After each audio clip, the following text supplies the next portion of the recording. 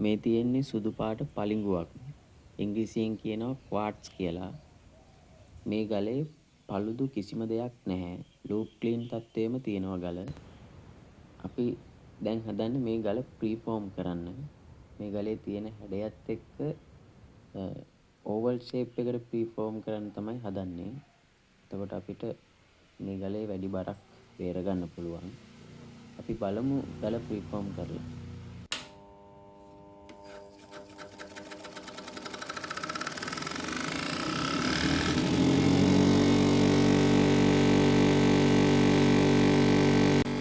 Machine එකේ සද්ද නම් ටිකක් වැඩි.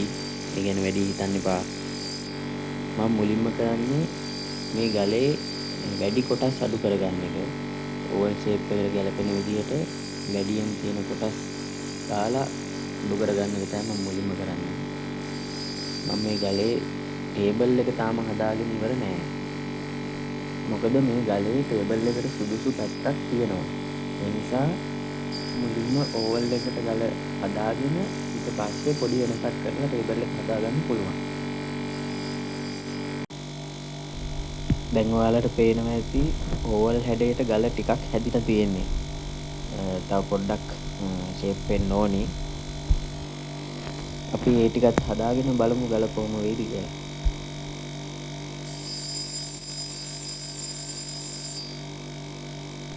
අපි ගලක් වැඩ කරනකොට අපිට ඒ ගලේ ගෑවෙලා අයින් වෙන්න ඕනි කොටස විතරයි අපි මැෂින් එකට අල්ලන්නේ.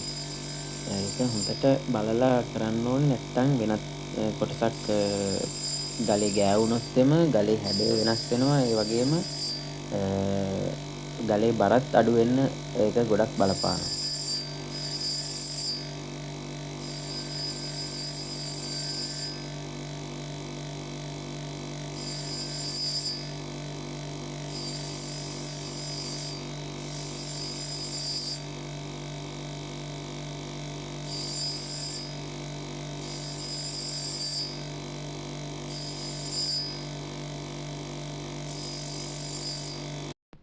දැන් ඔයාලට පේනවා ඇති ගලේ ප්‍රීෆෝම් එකෙන් 70%ක් විතර ඉවරයි.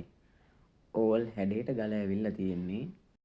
මේ ගලේ කිව්ලට් එක තව ටිකක් හදා ගන්න ඕනි. ඒ වගේම ගර්ඩල් එකත් හදා ගන්න ඕනි.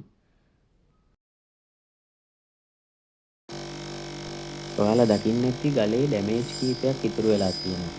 මම මේ ඩැමේජ් කීපය ඉතුරු කරේ ගලේ ඉතුරු වැඩ කරනකොට ගල ගෑවෙලා ඒ ඩැමේජ් නැති වෙලා යන නිසා.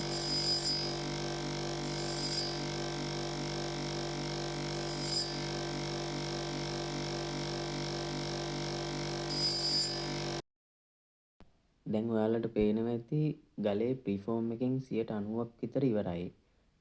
ගලේ කිව්ලට් එක එහෙම හදලා ගලේ ඕවල් හැඩය අරගෙන ඔක්කොම ඉවරයි. තව පොඩි වෙනසක් කරන්න තියෙනවා. අපි බලමු මේ වෙනසක් කරලා ගල කොහොම වෙයිද කියලා. මේ තමයි අපේ අවසාන ප්‍රතිඵලය. දැන් සම්පූර්ණයෙන්ම ගල ඕවල් ෂේප් එකට ප්‍රීෆෝම් කරලා ඉවරයි. ඊළඟට තියෙන්නේ මේ ගල කට් ඇන් පොලිෂ් කරන්න. අපි ඊළඟ වීඩියෝ එකකින් බලමු මේ ගල කට් ඇන් පොලිෂ් කරන්නේ කොහොමද කියලා.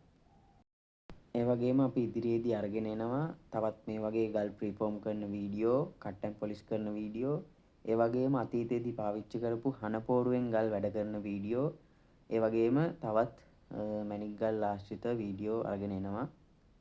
මේ වගේ වීඩියෝ බලන්න කැමති නම් මගේ channel එක subscribe කරන්න.